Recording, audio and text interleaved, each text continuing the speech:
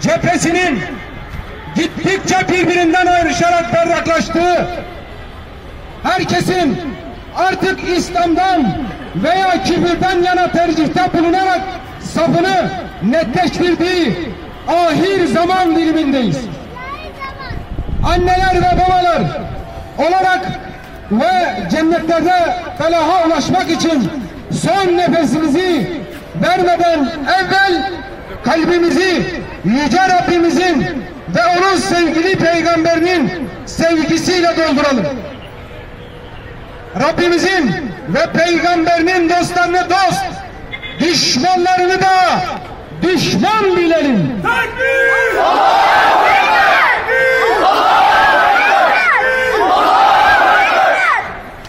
Dilimiz döndüğünce, gücümüz yettiğince İslam'a ve onun kutsallarına hakareti asla ve asla kabul etmeyecek, ilahi sorumluluğumuzu her daim yerine getirelim. Ta ki Yüce Mevla'nın huzuruna alnı, ak, kalbi pak bir şekilde çıkabilelim. İslam düşmanları kirli elleri ve kirli dilleriyle yüce mukassadatımıza hakaret etmekte bir kez daha derin nefretlerini göstermişlerdir. İslam'ın kutsallarına hakaret eden ve bu mel'un zihniyet kirli bir zihniyettir. Başta İsveç, Danimarka, Hollanda olmak üzere Batı dünyasında sistematik bir saldırıya dönüşen, sıradanlaşmaya çalışan İslami kutsallara karşı saldırı ve hakaret furyasını kabul etmiyor ve lanetliyoruz.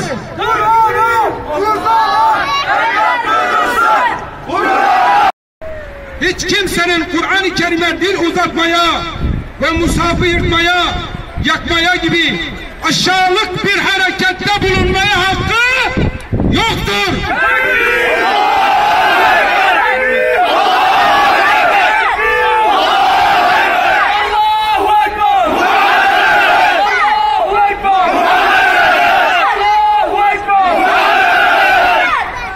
Yaklaşık 2 milyarlık İslam ümmetinin canım sana feda olsun ey Kur'an dediği ilahi vahye düşünce ve ifade özgürlüğü kisvesi altında edepsizce bulunarak hakaret etmeye asla ve asla müsamaha gösterilemez.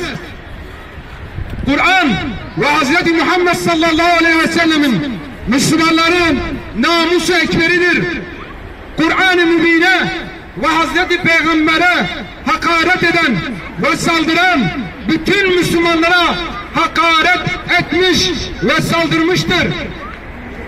Dolayısıyla Hazreti Peygamber'in ve Yüce Kur'an'ın düşmanları bütün Müslümanların düşmanlarıdır. Kur'an-ı Kerim'e ve aziz İslam dininin kutsallarına yapılan küstahlığı da lanetliyoruz.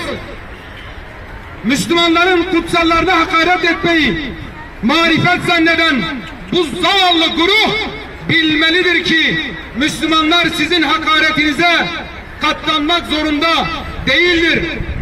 Ne İslam ve ne de İslam kutsalları sahipsiz değildir. İslam'a ve İslam'ın değerlerine saldırmaktan artık vazgeçin. İslam'a ve İslam'ın değerlerine saldırmak bugüne kadar kimseye fayda sağlamamıştır.